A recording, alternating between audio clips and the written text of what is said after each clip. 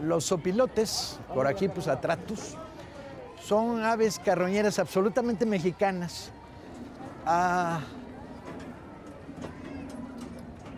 Cuando tienen las alas extendidas pueden llegar a medir 1,5 metros. Y en zonas urbanas no solo se alimentan de carroña, también se alimentan de basura. Mira. En febrero de 1913, alguien cuenta que bandadas de zopilotes poblaron la Ciudad de México.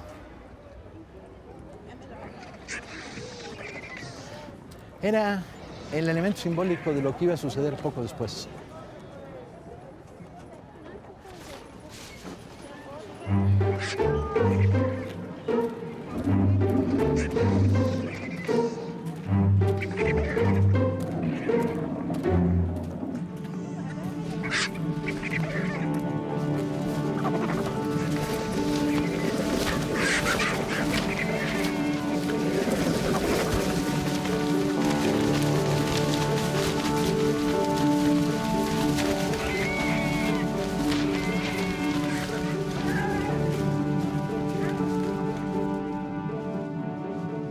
Francisco Madero, Pancho, el presidente, llamado por sus enemigos, en aquella época había muchos, el enano del Tapanco, el presidente Pingüica, porque medía 1,48 m, parecía soportar estoicamente el vendaval que su revolución, una experiencia a tercias, a medias con suerte, había desatado. Espiritista practicante y adicto a la comida vegetariana, convencido de que había mucha menos mala fe en el mundo de la que realmente y obviamente existía, había intentado conciliar con todos y así le había salido. Sus excompañeros maderistas, con Vázquez Gómez a la cabeza, se le habían rebelado. Pascual Orozco, en Chihuahua, también. Zapata, exigiendo el cumplimiento del plan de Ayala, estaba en armas en una guerra de guerrillas que parecía eterna. Madero había dejado a Pancho Villa en la cárcel a causa de un crimen que no había cometido, y por más que este se empeñó en enviarle cartas contándole de conspiraciones, de espadones militares, no le hizo caso. Villa se había fugado y estaba desesperado en el exilio, enojado porque el chaparro no le había hecho caso a la frecuente advertencia: te van a matar esos curros. ¿Y quiénes eran los curros que lo querían matar?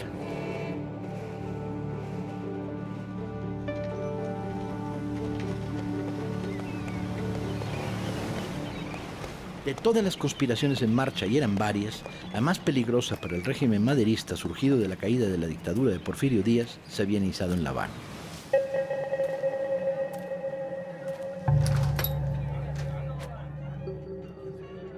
El hombre fuerte de esa conspiración era un general de artillería de 54 años, Manuel Mondragón, hijo de honorabilísima y virtuosa familia de Ixtlahuaca, hijo también del colegio militar, y había crecido a la sombra de la dictadura porfiriana, donde adquirió una enorme fama. Una foto de la época muestra un personaje muy flaco, con las cejas pobladas, bigote prusiano, orejas lupinas y todo ello cerrado por una media sonrisa que nunca parece abandonarlo. El plan inicial era dar un golpe militar en la Ciudad de México y sacar de la cárcel a los dos grandes figuras de la reacción, los generales Bernardo Reyes y Félix Díaz, los militares emblemáticos del viejo régimen, para que asumieran la dirección del movimiento.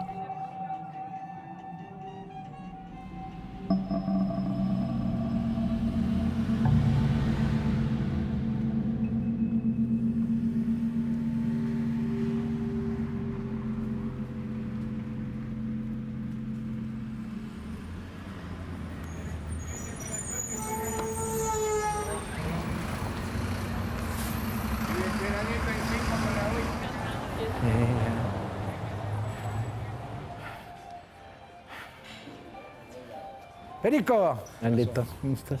En realidad, a mí Madero me gusta más que a Paco. Sí, pero yo creo que ese es un problema del síndrome de Estocolmo, insisto. Porque el personaje, ¿sabes qué? Mientras escribí el libro me fui encariñando con él. Pero una cosa es encariñarte y otra es ver el nivel del cúmulo continuo de errores.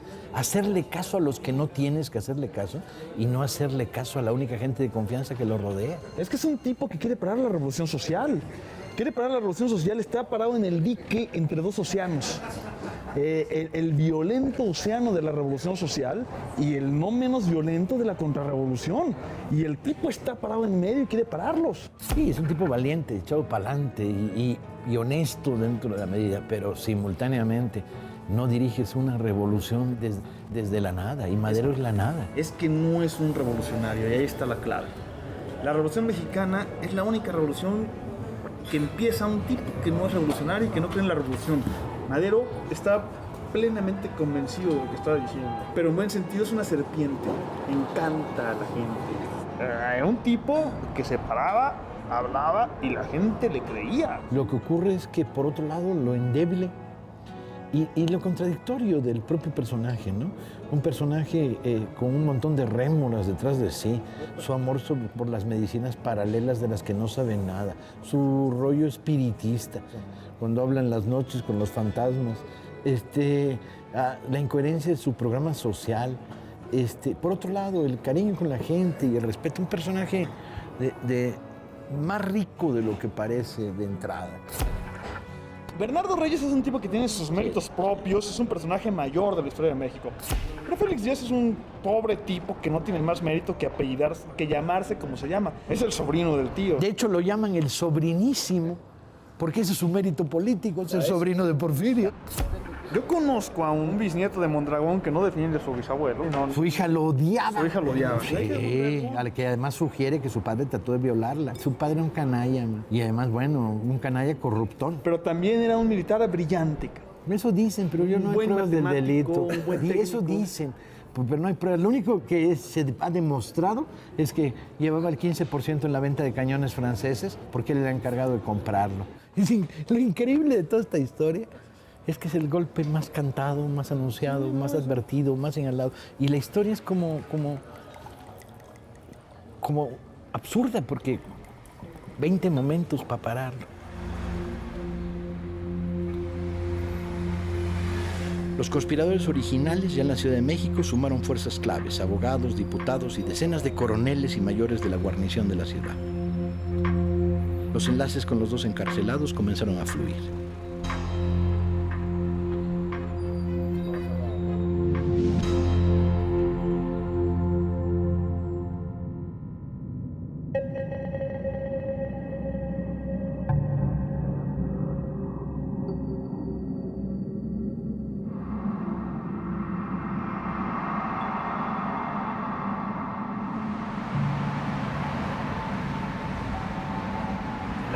La segunda es Reforma Lomas.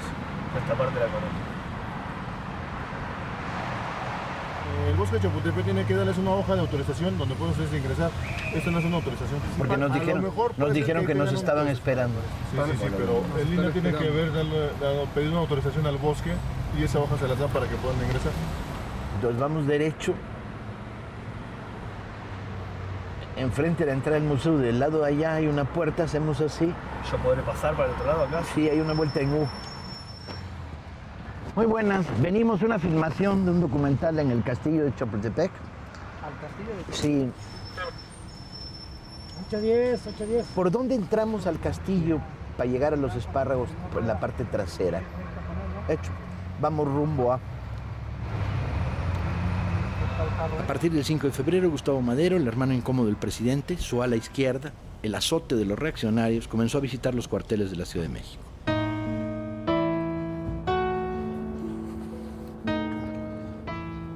Gustavo es el personaje, ¿eh? Pues sí, pero era el que sabía, el que tenía sensibilidad social y además un tipo honesto, carta cabal, destruido por las calumnias públicas que lo acusaron de todo y al final resultó todo falso. Gustavo es el primero que detecta por todos lados que el golpe viene.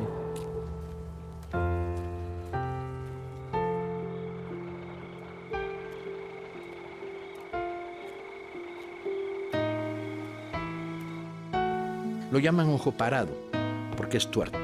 Ha perdido la visión desde la infancia en un accidente. Antes de la revolución era un industrial, dirigía una papelera en Monterrey, fue el cerebro financiero del maderismo armado y no dudó en sacar la pistola más de una vez. Alrededor del 5 de febrero, Gustavo tiene claro que la conspiración no solo está en marcha, sino que está comprometido todo el ejército de la Ciudad de México, o una muy buena parte de él. Se entrevista con Francisco y le dice, tengo una lista con los nombres de 32 generales que están comprometidos con el golpe. Madero no le quiere hacer caso. Piensa que incluso si inicia acciones contra estos militares, lo que va a ser provocarlos. Y se produce una conversación de la cual hay un testigo que la registra, en la que Gustavo le dice, ¿nos van a matar? Y Madero le contesta muy en su tono, y además yo creo que con gran sinceridad, porque así era Francisco. Le dice, bueno, pues si hay que morir, pues moriremos. Pero Gustavo dice, no, es que también me van a matar a mí. Y la conversación las relaciones entre los dos hermanos, que ya se habían venido tensando, quedan todavía más tensas. Gustavo de alguna manera no logra hacerle entender a Francisco que el golpe está en marcha y que puede detenerse si detienes a la cabeza de la conspiración.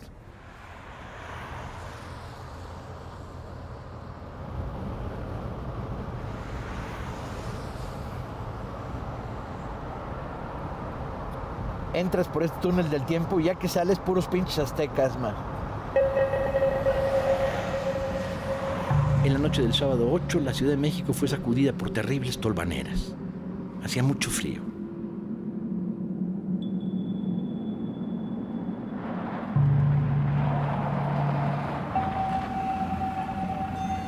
¿A cómo el mango, señor? ¿Mango? Sí. No, dame 1 kilo de este. A la 1 de la mañana, en el Colegio de Aspirantes en Tlalpan, también conocido como San Fernando, una de las 2 escuelas militares que existen en la Ciudad de México, hasta las sombras tenían vida propia.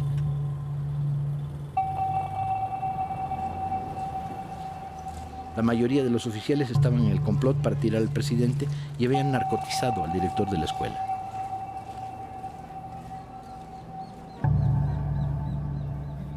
Muy buenas, Paco Ignacio Taibo, ¿qué tal? Mucho gusto. Gracias, subdirector de aquí de la comunidad. El cigarrito sí, ¿no? Sí. Ahí lo tiro. Es una historia bien extraña, man. Es una historia un poco... Sí, porque nadie sabe que aquí empezó el golpe militar. Exacto. No se recuerda, y claro, como ha ido al paso de los años cambiando y ha sido tantas cosas. El golpe empieza aquí, cuando los oficiales que están comprometidos con el golpe levantan a los estudiantes de la escuela de aspirantes. La escuela de aspirantes era la escuela que en aquella época formaba a los clases, cabos, sargentos, para el ejército, mientras que el colegio militar formaba a los suboficiales. Los estudiantes no saben en un primer momento qué está pasando, simplemente los sacan de la cama a las 4 de la mañana, les ordenan ropa de combate, fusiles, bayoneta calada, sacan las ametralladoras, reducen al jefe de la escuela y el golpe empieza. Aquella noche la plana mayor del maderismo se repartía entre una función de lucha grecorromana y un banquete en el restaurante Silvay. Aquí estaban los diputados maderistas, la plana mayor del maderismo. Y Federico González Garza, junto con Gustavo, eran los de mayor poder real. Federico controlaba el gobierno del Distrito Federal, la policía, la gendarmería del distrito, y él es el primero que se mueve. El primero que se da cuenta es Gustavo, como dice Paco. Así como no soy maderista de Pancho, soy maderista de Gustavo. Pero Gustavo no dirige la revolución, la dirige Pancho. Pues sí, pero era el que sabía. Y es un personajazo, Gustavo Madero. Gustavo dejó el banquete cuando pasó a buscarlo el jefe de la policía y en un par de automóviles con amigos de confianza se movilizó hacia Tacubaya. Al llegar observaron que en las puertas del cuartel había un gran movimiento de automóviles con civiles que entraban y salían. Se produjo un tiroteo y Gustavo y sus compañeros salieron huyendo. Para Gustavo Madero no había ninguna duda, el golpe estaba en marcha.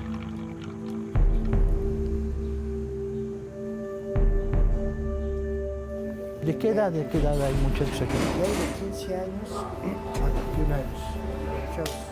Muchas gracias, muy amable. Permiso. Ahí les voy a traer al rato un primo mío que se merece estar aquí, no afuera.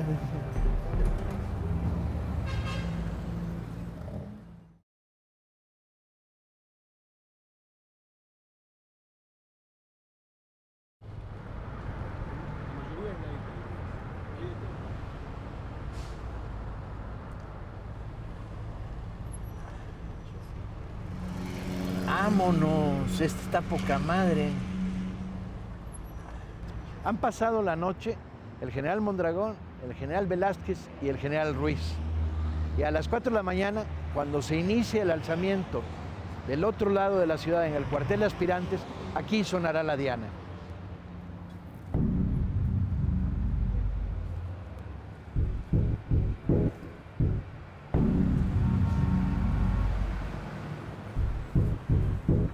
Los generales reúnen a la tropa, a la que le ordenan ir preparada para el combate, y se producen las arengas en este patio.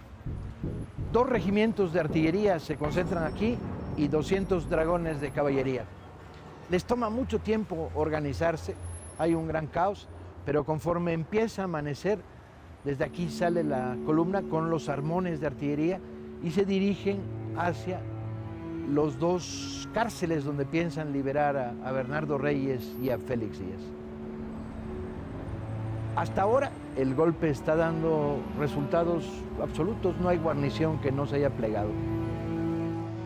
Al final, diciendo que van a salvar a la patria, unos 900 hombres forman la primera columna que sale de aquí.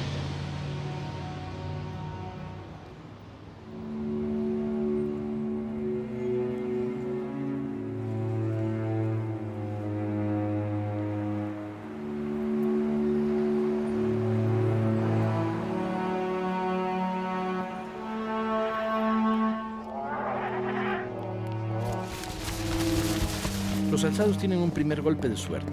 La vanguardia de los aspirantes llega a Palacio Nacional y, con la complicidad de algunos mandos que estaban en la conspiración, desarman a la guardia. Gustavo Madero, que se ha pasado la noche tratando de descubrir la profundidad de la conspiración, va a Palacio Nacional, pero encuentra que la nueva guarnición solo obedece órdenes de los alzados. Es detenido y amenazado de un inmediato fusilamiento. Todo parece estar resultando extremadamente fácil para los golpistas. ¿Qué nos convenía ir por allá y a la derecha, no ir por acá y a la izquierda? Lo que pasa es que ya nos quitaron las vueltas a la izquierda por aquí, ¿verdad?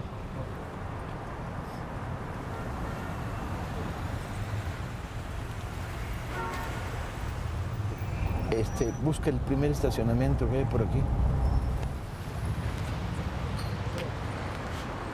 Todo se va a jugar en Palacio. En un país donde los contenidos simbólicos son fundamentales, el dominio del Palacio Nacional es la clave.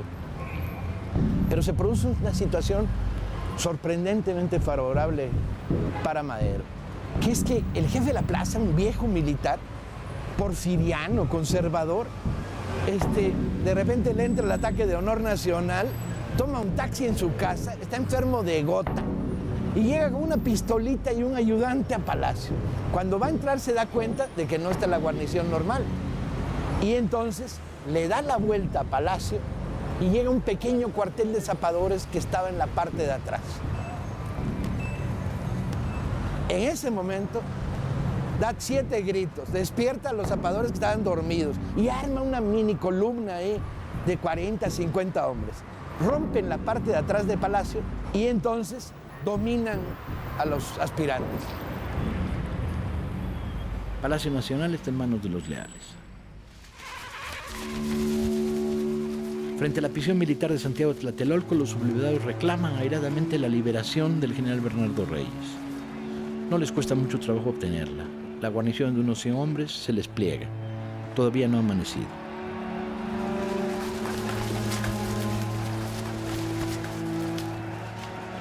Madero sabe que han tomado Palacio y que Reyes está libre y en la calle con una enorme columna de alzados rumbo a la prisión de Lecumberri, a liberar a Félix Díaz, sobrino de Porfirio.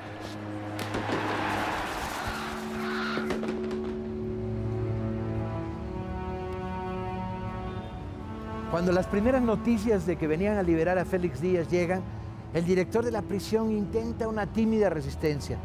Félix Díaz está afeitando muy tranquilo, se toma su tiempo.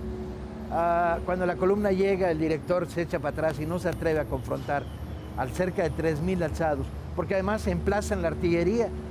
Y entonces, ante la visión de los cañones, Félix Díaz sale paseando y aquí se abrazan los 2 grandes caudillos de la reacción mexicana, Félix Díaz y Bernardo Reyes, ante la complacida mirada, desde luego, del general Mondragón.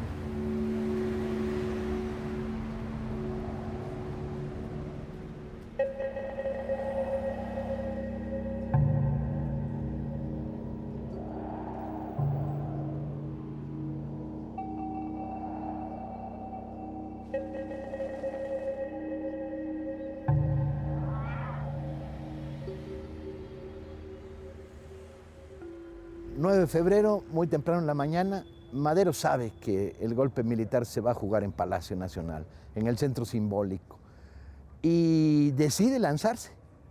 Ya tiene noticias de que el palacio ha sido reconquistado, pero tampoco sabe bien cuántos son los golpistas, en dónde están.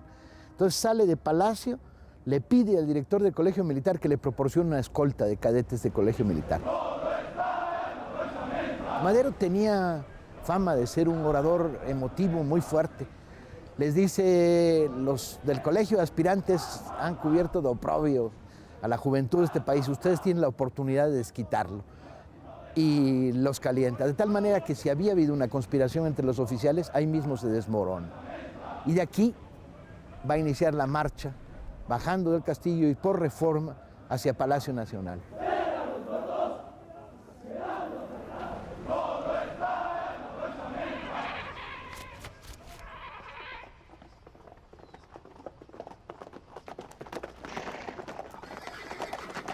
Sin que los protagonistas lo sepan, en esos momentos, dos columnas de signo opuesto avanzan hacia el Zócalo.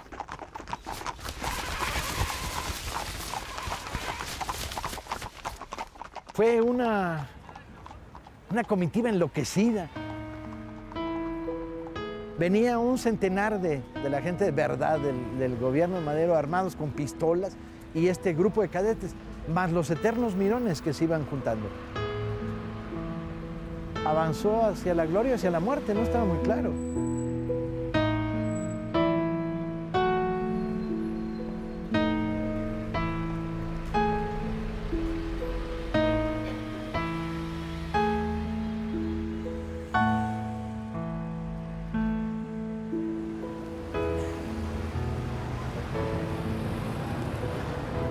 El Zócalo no es como era entonces. La plancha central no existía, las calles eran más anchas y lo que había en el centro era un jardincillo con un kiosco, ¿sí? Muy temprano, pero la gente que iba a rezar a Catedral de repente descubre frente a Palacio una línea de tiradores recostados, y en este país los mirones son peligrosísimos, man. Inmediatamente se acercan, ¿sí?, a ver qué está pasando.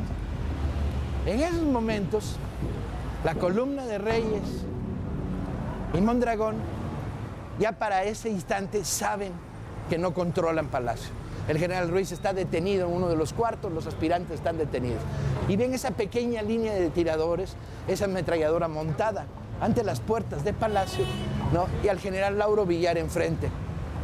Entonces Reyes decide, en un típico desplante machista, decide salir a caballo por delante, se viene aproximando. Es una columna de 4,000 hombres, traen artillería. Los podían haber despedazado a los 200 que están ahí escasos defendiendo Palacio. Y entonces se acercan hacia las puertas de Palacio.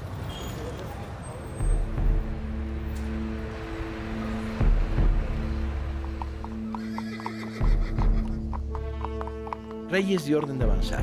La suerte está echada, dicen que dijo, y puso su caballo al trote. Solo una parte de la columna lo sigue. Manuel Mondragón y Félix Díaz se quedan en el acceso al Zócalo con la inmensa mayoría de los alzados. Reyes se acercó a la fila de tiradores que formaban la primera línea de defensa. Villar salió al paso. 3 veces le da la orden de poner las armas. Cuando Reyes trata de envolverlo con el caballo, Villar da la orden de fuego.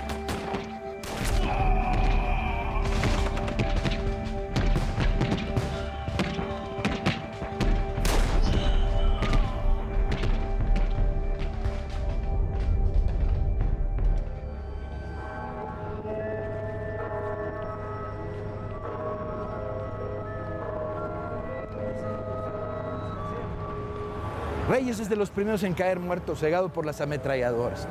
El grupo se dispersa, corren, caballos, hombres muertos, tiros, se están disparando a metros, ¿sí? Y lamentablemente en el fuego cruzado, la mayor parte de los muertos serían civiles que estaban en el kiosco. Curiosamente, la caída de Reyes, cuyo cadáver es transportado al interior de Palacio, ¿sí?, provoca que la gente de la columna, que dominaría con una mano en el bolsillo a los defensores de Palacio, la gente de la columna se desconcierte y se repliegue, ¿sí? Con lo cual Palacio Nacional queda en manos de los maderistas, con la excepción de un pequeño grupo de aspirantes que se subirán a la torre de la catedral y que estarán actuando durante los 2 siguientes días como francotiradores con ayuda de los curas.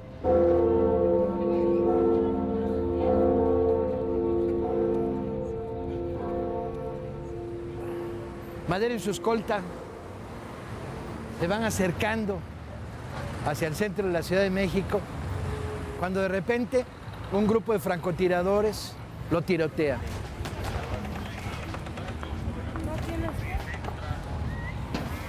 Madero se refugia en uno de estos edificios donde estaba la fotografía de Aguirre y se arma un tiroteo en el que hay algunos heridos. Cuando espantan a los francotiradores, Madero aparece en el balcón. En esos momentos aparece un personaje que hasta ese instante había estado fuera de la historia, que es el general Victoriano Huerta. Vestido de civil, ha llegado en un carro particular, estaba en esos momentos como general en retiro y aparece a la derecha de Madero en la foto, como mostrando que él está en contra del golpe militar y que viene a ponerse al servicio y a disposición de Madero. A pesar de que había tenido con Huerta serias fricciones en el pasado, Madero lo adopta y ahí está en la foto.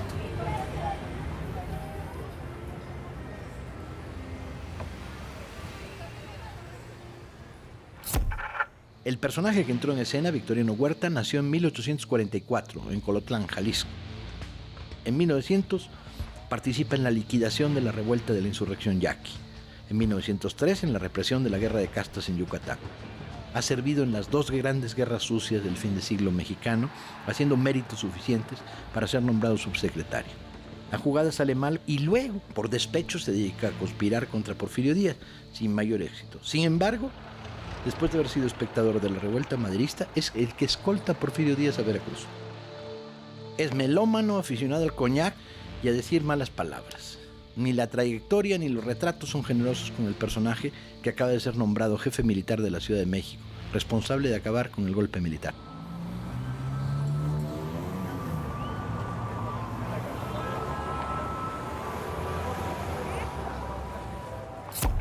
Hay varias fotos del último tramo del viaje de Madero hacia Palacio Nacional. Un trayecto casi triunfal. El presidente a caballo va saludando con la mano derecha en la que trae un medio bombín. Son fotos que muestran el caos que imperó en la marcha. Una pequeña multitud en la que se mezclan los cadetes del colegio militar, los maderistas más fieles y, como siempre, al fin y al cabo esto es México, una multitud de curiosos desarmados y excitados.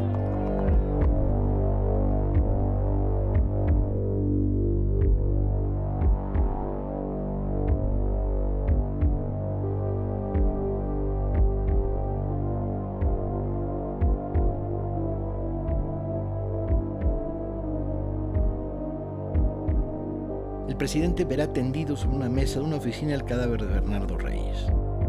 Esto no debió suceder, dirán que dijo.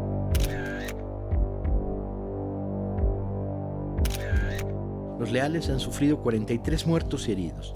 Las bajas de los alzados son difíciles de precisar, al menos 80 heridos y cerca de 35 muertos.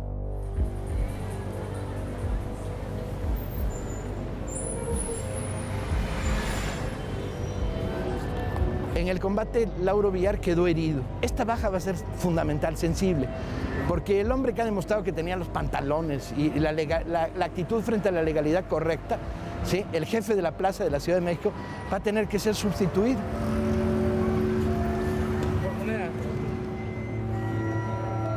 En un breve conciliábulo se decide transferirle el mando a Victoriano Huerta como jefe militar de la plaza. Mucho cuidado, Victoriano, dirá el general Villar al entregarle el mando.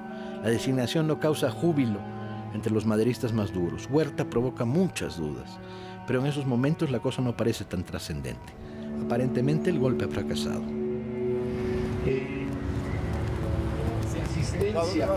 Estamos filmando el golpe militar contra Madero. Es muy importante la presencia de nuestro querido compañero Paco Ignacio Taibo II. Estamos filmando la historia del asesinato de Madero. En este país no solo suceden cosas buenas, y en esta ciudad también hay historias de canallas. Y las hay todos los días, entonces estamos reconstruyendo una de las grandes historias de canallas de este país, que es el golpe militar de 1903. Compañeros, un placer estar con ustedes, un placer estar contigo, Marco. Camarada, muchas gracias.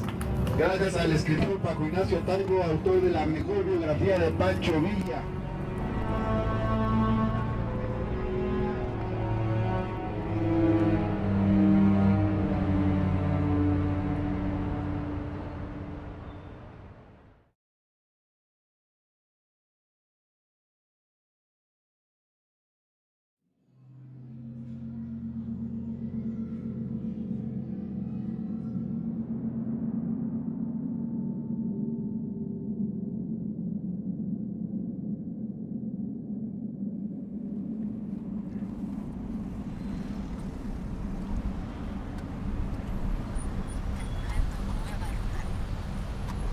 Vamos a la Ciudadela, que sería el centro de la segunda parte del conflicto. Durante 10 días, ese maldito edificio se volvió el centro de esta ciudad.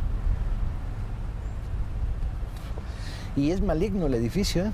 Ya lo verán ahora. Muros gruesísimos. Con un poco de suerte vamos a verificar si se ven los impactos de bala. ¿Dónde dice Reforma Centro? Aquí. ¿Por qué los golpistas deciden venir a la Ciudadela? En principio, cuando se retiran del Zócalo, cagados de miedo, porque es verdaderamente increíble el comportamiento de los golpistas. Tenían 4,000 hombres y había 200 de guarnición en el Zócalo. Se retiran, van buscando la estación del ferrocarril, probablemente para salir hacia Veracruz, pero alguien les dice que no hay trenes, y entonces habían orquestado entre los muchos cuarteles que se tomaron en la Ciudad de México el que se tomara la Ciudadela, y entonces se retiran hacia la Ciudadela, que está a 1500 metros del Zócalo, porque además ahí está el arsenal de la Ciudad de México.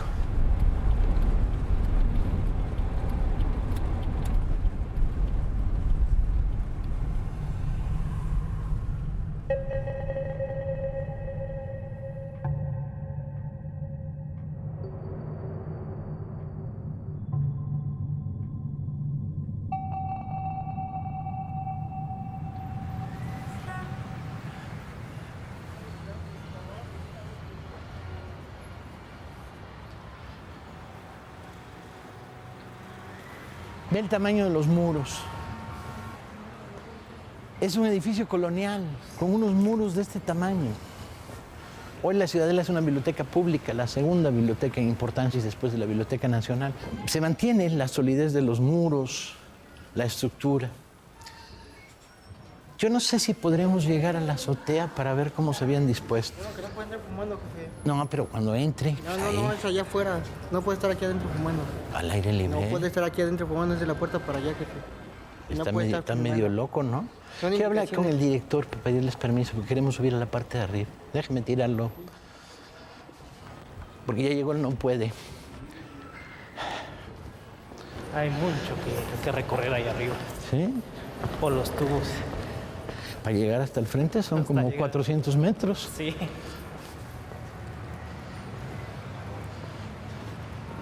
Como verán, el edificio se conserva tal cual.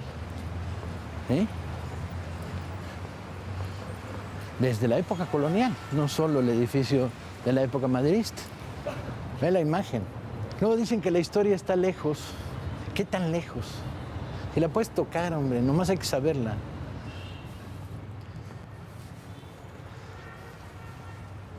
¿Qué necesitaban de No, la azotea. Estamos haciendo un rollo sobre el asesinato de los Madero. Bien, y van a, A ver dónde estaban los francotiradores excelente. de Mondragón y de Félix Díaz.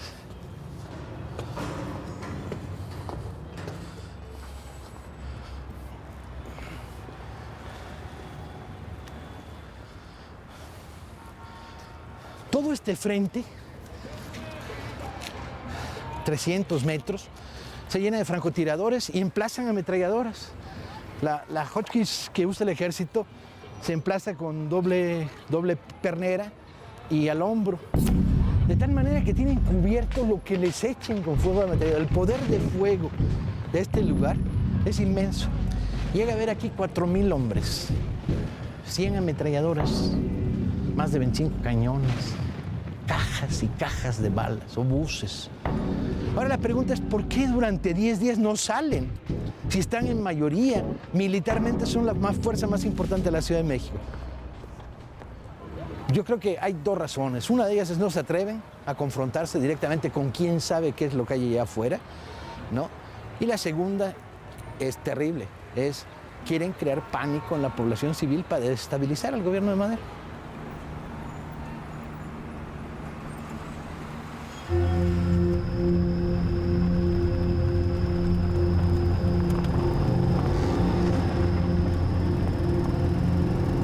A las 3 de la tarde, el presidente Francisco Madero tomó una decisión inusitada. Comprendiendo que la Ciudad de México estaría perdida si no sumaba fuerzas y que éstas estaban fuera de la capital, salió hacia Cuernavaca, donde estaba Felipe Ángeles con sus tropas. Era una empresa muy riesgosa y llena de peligros, dado que grandes trechos de la ruta entre ambas ciudades estaban bajo control de los ataques frecuentes de tropas zapatistas. ¿Por qué Ángeles? Ángeles era fundamental porque era el único militar al que Madero tenía una confianza personal.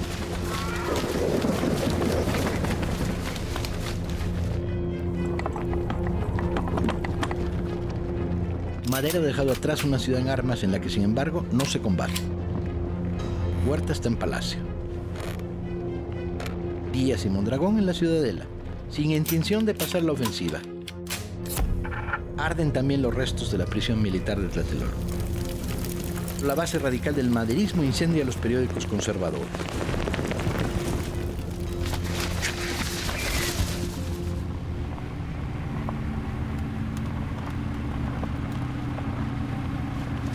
El 10 de febrero, con el regreso a la ciudad del presidente y las tropas de Felipe Ángeles, se celebró un consejo militar.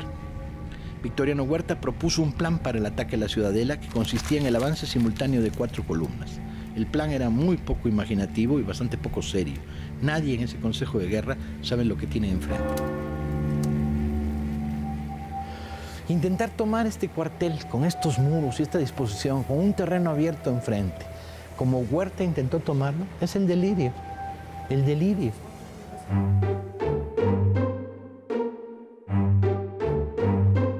A las 10 de la mañana, media hora después, según otros testimonios, se escuchó el primer cañonazo.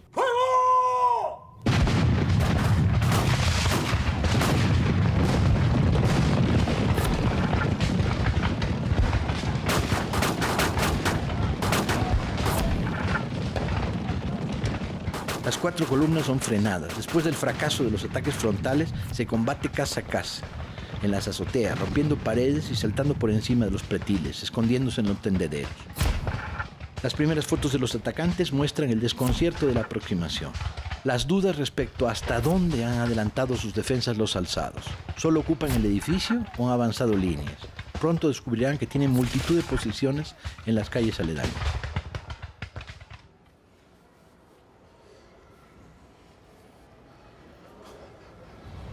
Dos veces Huerta lanzó cargas de caballería que venían por Valderas.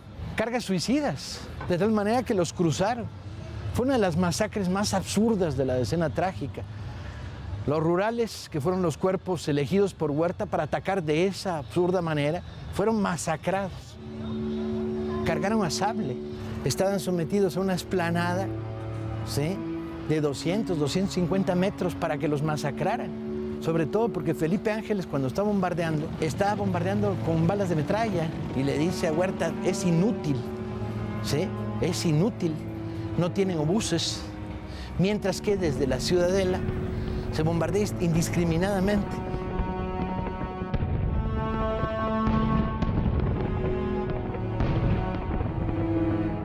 De ahí lo que muchos hayan pensado que Huerta desde el día 13, 14 ya estaba en el complot. Yo creo más bien que Huerta estaba intentando remar en río revuelto y ver qué podía sacar él de esta historia.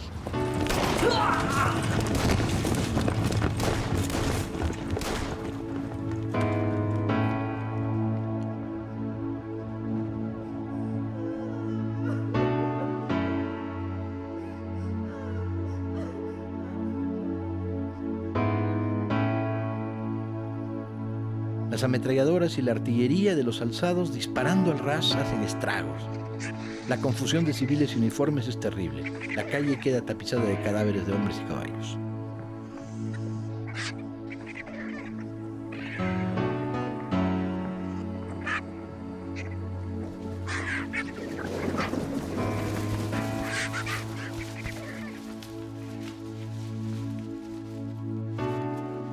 Madero recibe el informe del fracaso de Labios de Huerta y la inmensa lista de bajas. No solo hay descontento por el desastre de las operaciones. Madero le reclama al general en jefe que está dejando entrar víveres a la ciudadela. Huerta al principio lo niega, pero enfrentado a testigos que lo han visto, termina diciendo que es una táctica para concentrar allí a los rebeldes y luego rematarlos. La actitud de Huerta provoca muchas suspicacias entre los maderistas, pero el presidente decide confirmarlo en el mando.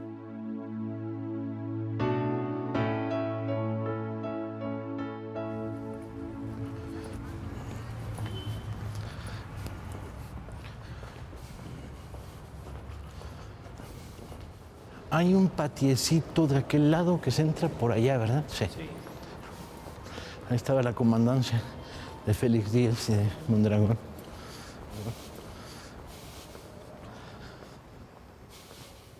La ciudadela nunca estuvo cercada. De hecho, la oligarquía de la Ciudad de México vino aquí a traer canastas con pollos y champán. La mitad de los días los defensores de la ciudadela estaban borrachos por los homenajes que les hacían los oligarcas de la Ciudad de México. Aquí tenían su comandancia Mondragón y Félix Díaz y analizaban, ambos expertos en artillería, pues dónde tirar sus obuses.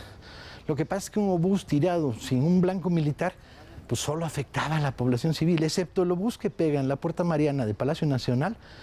Todo el resto de los obuses que se disparan aciertan en blancos civiles. Todos los huevos en una canasta. Bajo la mesa, Huerta y los generales de la ciudadela están moviendo nuevas cartas. En esta operación se encuentran un aliado fundamental, el embajador norteamericano Henry Lane Wilson.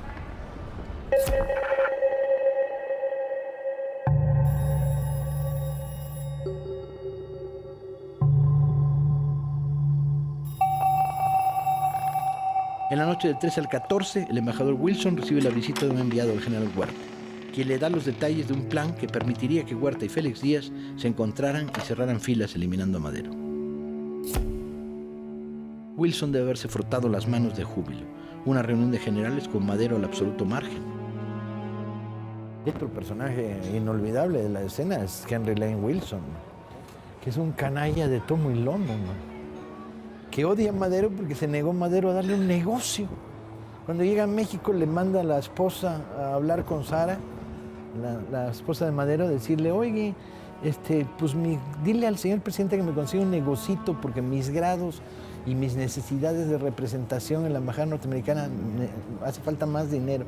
Y Madero se da por no entendido de no haberlo oído nunca, y de ahí el odio continuo. Se convierte en un conspirador activo.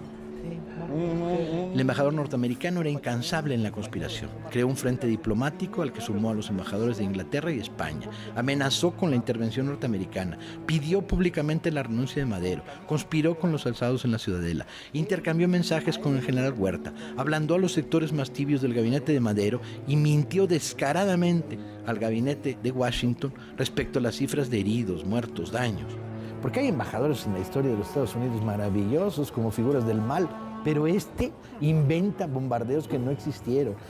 Dice que Madero está derrotado 11 veces antes de que verdaderamente esté derrotado. O sea, es verdaderamente una fuerza del mal. Porque, sujeto a tantas presiones, Madero aceptó una mediación con los alzados. La idea era establecer un cese al fuego para que los civiles salieran de la zona de combate. El general Mondragón dijo que para empezar a hablar, Madero tenía que renunciar.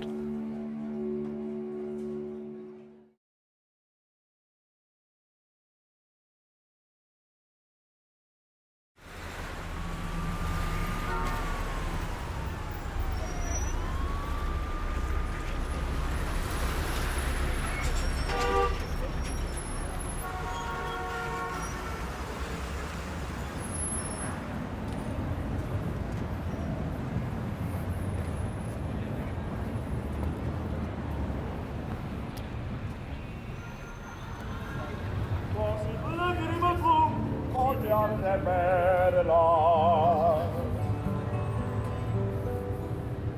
Déjame llorar, porque hoy que te perdí. Muy buenas. Ya les dijeron, ¿no? Que veníamos a la filmación. Están confirmando. ¿Quién canta esa canción? Un señor que está ahí cantando. ¿Por qué? ¿Por qué está cantando? Porque es ciego y entonces su manera de ganarse la vida es canta canciones. Mire, esta es la instalación, cosa de 12 módulos. Se trata de la capilla del convento de la Orden de Qué bonita, qué bonita. Los uniformes de los cadetes. Mire, ahí tenemos una... Este es el cañón francés que modificó Mondragón recortándole, cambiando las estrías y cambiándole el cierre.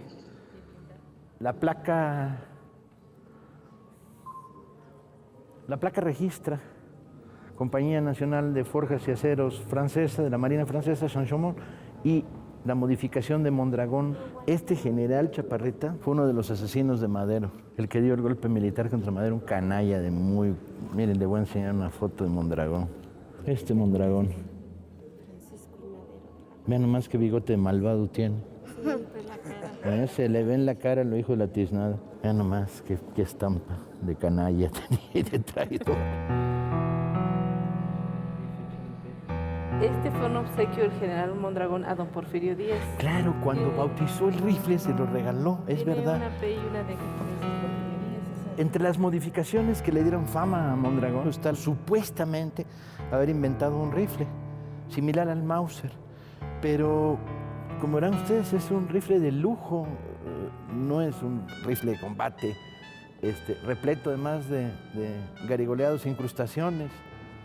No hay duda de que Mondragón era elegante.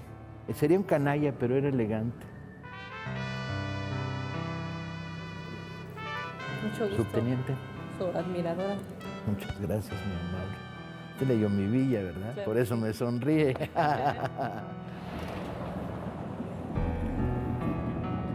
El peso de la historia que se siente en esta ciudad es cabrón, ¿no? No lo sientes en otras ciudades.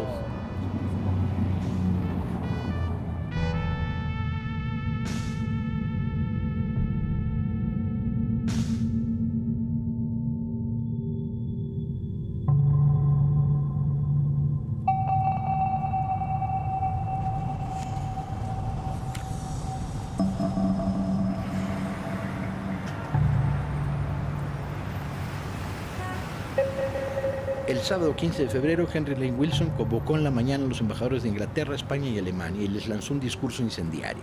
Madero era incompetente. Paralelamente, el Senado se reúne sin quórum, pero un grupo de 24 senadores en sesión privada acuerdan pedir la renuncia de Madero y se presentan en Palacio, donde Madero no lo recibe. Los senadores entonces agitan el fantasma de que la destitución del presidente es lo único que puede evitar una intervención norteamericana. Finalmente, y sin que quede claro de quién es la iniciativa, se pacta un armisticio de 24 horas.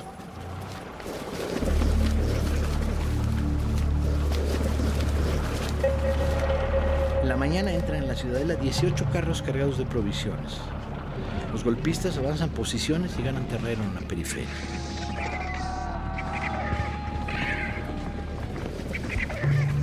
El presidente Madero recibirá un informe de todos estos movimientos, convoca al general Puerta a su presencia y lo confronta. Victoriano intenta desmentir la información. La casi totalidad de los personajes civiles en torno a Madero no tiene ya ninguna duda. Huerta está preparando la traición, pero el presidente no reacciona. Mientras tanto, en la ciudadela se toma una singular foto. Manuel Mondragón y Félix Díaz se dejan retratar ante una pizarra en uno de los cuartos. En el pizarrón que tienen frente a ellos hay un esquema muy sencillo que muestra una serie de blancos, entre los que destaca el Palacio Nacional. No pretenden salir a combatir, solo resistir y bombardear la ciudad. Poco después de tomada la foto, a las 2 de la tarde, los dos personajes darán orden de abrir fuego, violando la tregua. Ya no se trata de qué hacer, si derribar o no a Madero, sino de cómo y cuándo derribarlo. Y sobre todo se trata de negociar el poder que seguirá, el futuro, entre los primeros golpistas y los nuevos. Madero sigue dudando sobre la fidelidad de Huerta y no actúa. El que no dudará será su hermano Gustavo, que detiene al general Victoriano Huerta en el interior del palacio acusándolo de traición.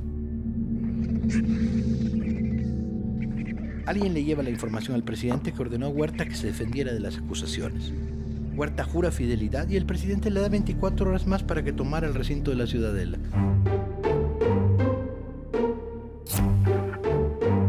Hay que escaparse de los lugares comunes, de la retórica tradicional que lo convierte en el chacal, el prototipo nacional del traidor, el marrano general, pero francamente resulta extraordinariamente difícil. Huerta no solo es un traidor en todos los sentidos del término, es realmente sinuoso, canallesco en sus procedimientos.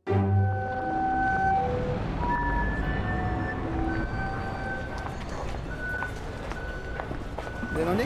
Del History Channel. Pasan y se registran.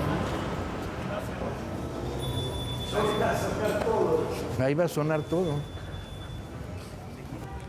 Debe ser el patio, debe ser aquel.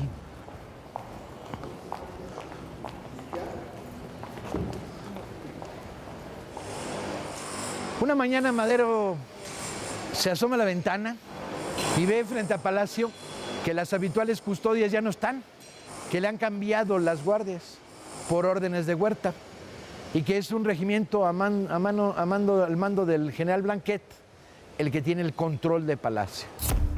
Blanquet había nacido en Morelia en 1849 y debía su fama a una historia que se contaba por todos lados y en la que se aseguraba que cuando era un joven voluntario fue miembro del pelotón de fusilamiento de Maximiliano y más aún que él fue el que le dio el tiro de gracia.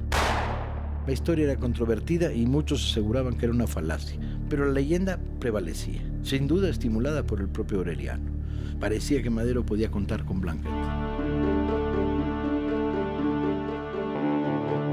El general Blanquet, a cargo del batallón 29, le da la orden al coronel Jiménez Riverol de apresar a Madero. El coronel, con el mayor Pedro Izquierdo y 50 soldados, guiado por Enrique Cepeda, sube las escaleras de Palacio, irrumpe en la reunión en la que se encuentra el presidente, parte del gabinete y algunos de sus asistentes, y se arma un tiroteo.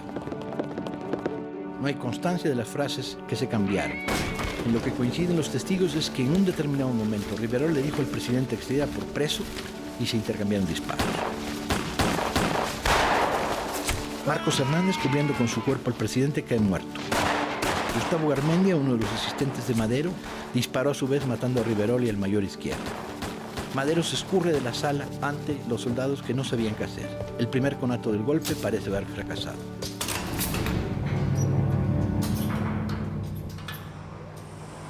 ¿La intendencia no se conservó durante un tiempo como museo? No, la intendencia no era esta. No, yo sé. La intendencia estaba enfrente, lo que es ahora el destacamento militar. ¿Y ya no se conserva el cuarto?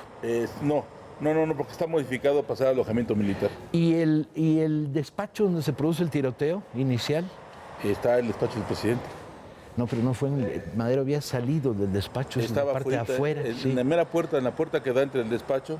Ajá. Y en donde está el salón de acuerdos. Y ahí no se puede filmar. Es que esa área reservada del presidente. Ok. Total, el presidente no viene, pues no hay mucha bronca. Pero esa área reservada son áreas privadas de él, ¿no? ¿Vemos el elevador? Aquí era lo que es donde... Después del tiroteo, el elevador es muy chiquito. Madero se mete dentro, baja a buscar auxilio a la guarnición militar. No hace nada de ruido este elevador.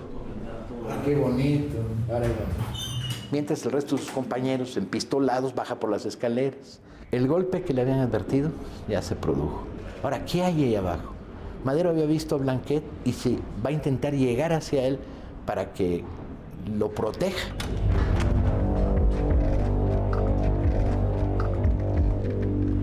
Ocho segundos va a durar el viaje en el elevador. ¿Qué se va a encontrar Madero?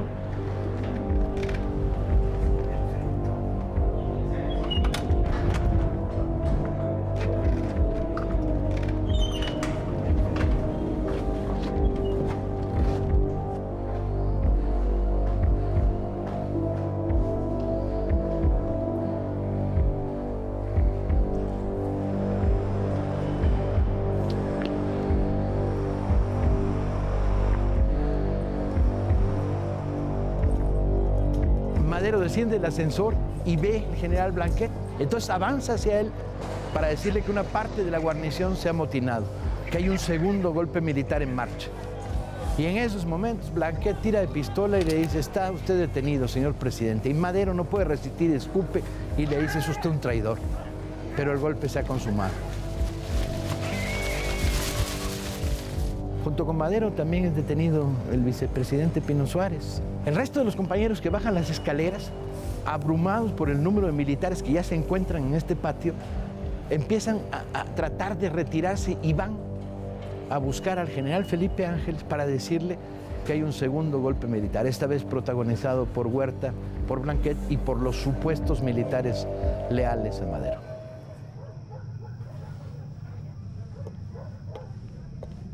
Mientras tanto, Victoriano Huerta ha invitado a Gustavo Madero a desayunar en el restaurante Gambrinos. Ramón Puente cuenta que ya en el comedor y servido el aperitivo, Huerta finge un llamado urgente telefónico. En algunas versiones, Huerta regresa después de haber confirmado telefónicamente que el golpe en Palacio ha sido un éxito. En los relatos más confiables, se cuenta que Huerta saldrá hacia el Zócalo y que poco después un grupo de guardabosques armados detendrá a Gustavo. Huerta no tenía pantalones para hacerlo en la cara de nadie. Huerta siempre fue sinuoso. Tan es así que se va de Palacio y deja que sea Blanquet el que detiene a Madero. Se va y en el momento en que sale, entran los guardabosques que manejaba su cuñado y son los que detienen a Gustavo. No sé, era un militar de carrera en campaña. Acaba de ordenar que detengan a Madero, no detener a Madero. Se va y deja que detengan a Gustavo. No hablará con ninguno de los dos. En el tiempo que los tiene detenidos, no hablará con ninguno de los dos.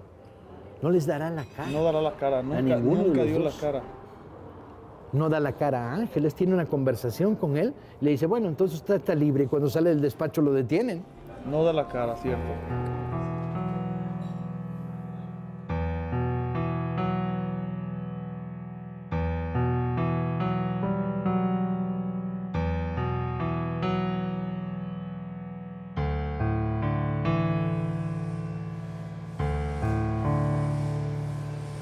Pobre Madero, en el momento en que el segundo golpe está en marcha, se lo habían cantado, se lo habían advertido una y otra vez y no se lo acaba de creer. A las 2 de la tarde, Wilson recibe un recado diciéndole que Madero y sus secretarios están presos en Palacio. Los nuevos golpistas en las cercanías del Zócalo vitorean al embajador. El corresponsal de New York Times escribe, es poco frecuente que en México se celebre un norteamericano. Le faltaría decir y menos cuando es el principal colaborador de un golpe de Estado. En la Ciudadela, la noticia es recibida con ráfagas de ametralladora y fuego de fusiles que disparan hacia el cielo.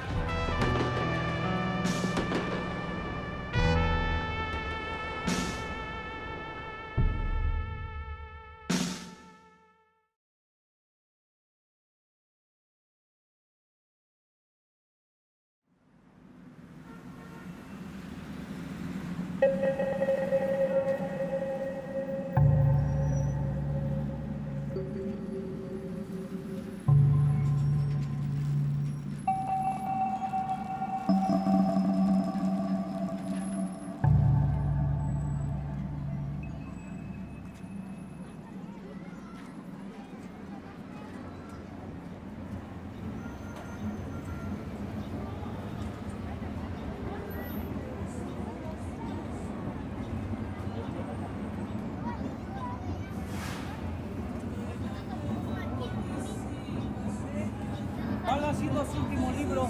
¿Ese? ¿Temporada de Sopilotes? ¿No lo tienes? No. Qué raro. Ahorita todavía no. Viejitos, pues ahí se van vendiendo los que ya encontramos viejitos.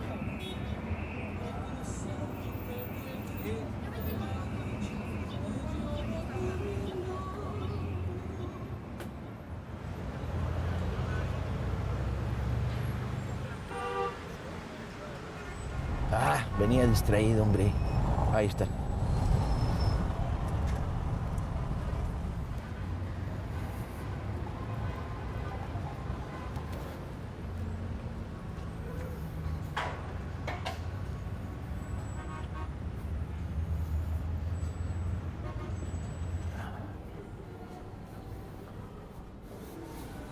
No, vinimos al lugar equivocado. ¿Cuál lado? ¿La oficina dónde está? De aquel lado, ¿verdad? Muy buenas. Hola, buenas tardes. Soy Paco Ignacio Taibo. Veníamos a filmar una cosa para el canal de historia y ya les habían dicho. Ajá, 17:20. Es bueno el retrato. Sí, lo estoy tomando. ¿Lo tienes? Sí. Ok.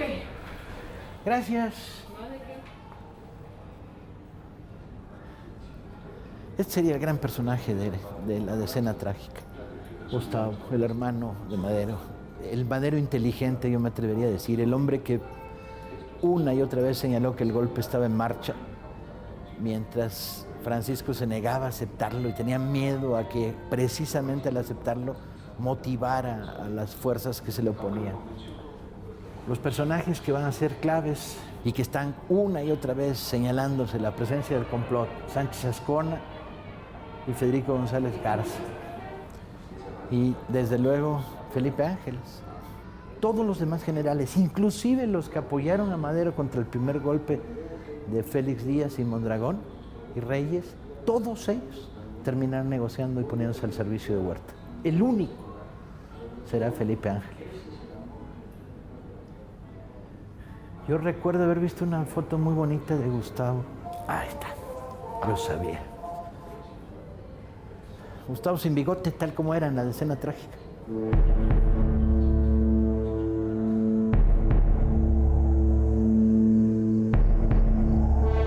A las 9:30 de la noche, Henry Lane Wilson recibe en la embajada norteamericana a Victoriano Huerta. Mientras los golpistas del día 9 y los del día 18 se reúnen en privado durante un par de horas en la antesala, se acuerda que Victoriano Huerta sea el presidente provisional, con un gabinete en el que estarán Manuel Mondragón, Rodolfo Reyes y una combinación de felixistas. Es el colmo, un embajador norteamericano simulando el supuesto pacto de la ciudad cuando está firmado en la embajada de los Estados Unidos. Debía llamarse el pacto de la embajada.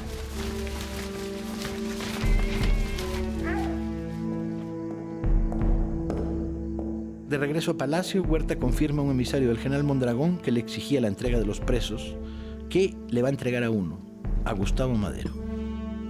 Lo envía con la orden, junto con el intendente Basó, de que fueran entregados personalmente al general Mondragón en la Ciudadela, como gesto de buena voluntad. Gracias, muy amables.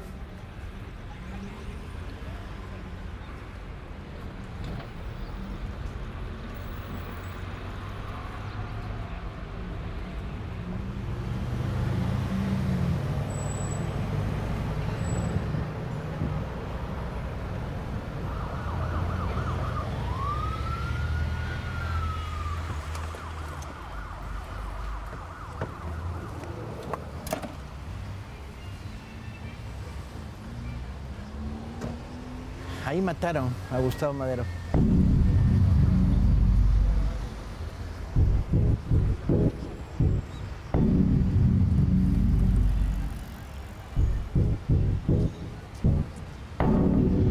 Lo traen a la Ciudadela, Mondragón está aquí, lo recibe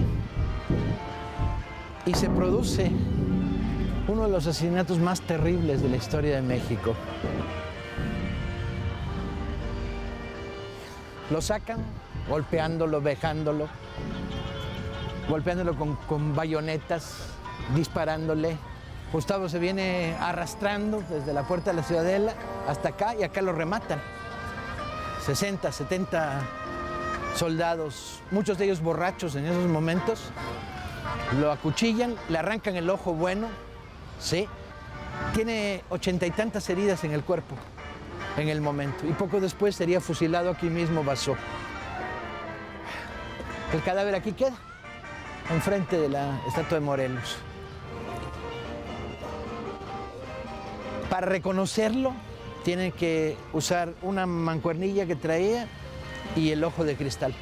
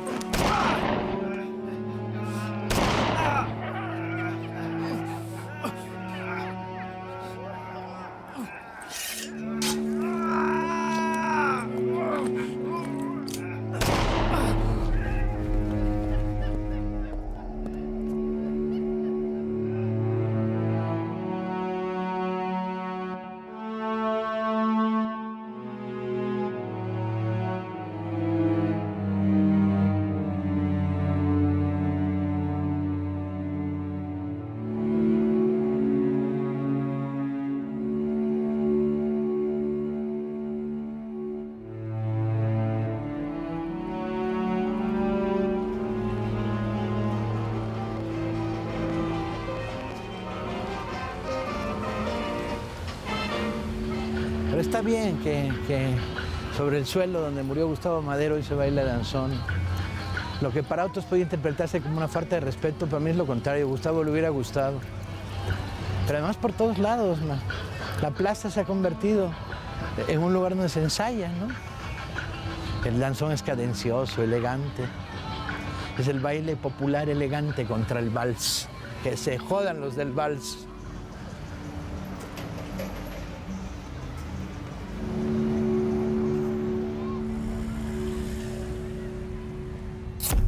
Una inmensa multitud se reúne en la mañana del 19 de febrero ante Palacio al conocerse la detención de Madero.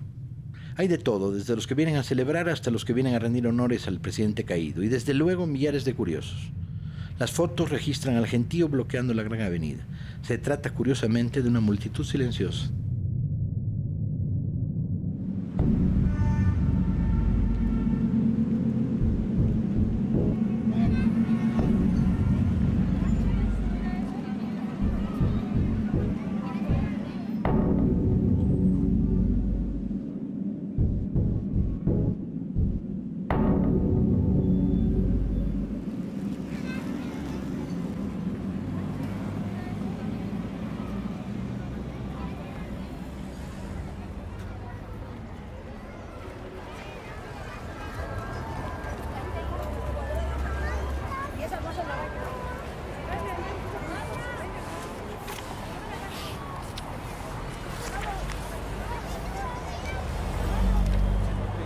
Aquí, en la Cámara de Diputados, se le dará la última puñalada a Madero. Victoriano Huerta presenta la renuncia obtenida bajo amenaza de muerte y oferta de exilio de Madero y de Pino Suárez a los diputados. 123 diputados votan aceptando la renuncia de Madero y solo 5 votan en contra. Es verdad que algunos diputados están huidos y tienen miedo de la persecución que se ha desatado en los 2 últimos días, pero aún así, la ignominia recorre este país. A las 5 de la tarde es nombrado, en la lógica que tenía antes la sucesión presidencial en México, presidente el ministro de Relaciones Exteriores, Pedro Lascurain, que a su vez es el presidente del reinado más breve en la historia de México. Dura 45 minutos como presidente y presenta su renuncia. Claro, después de haber nombrado ministro de Relaciones Exteriores a Victoriano Huerta. Para las 6 de la tarde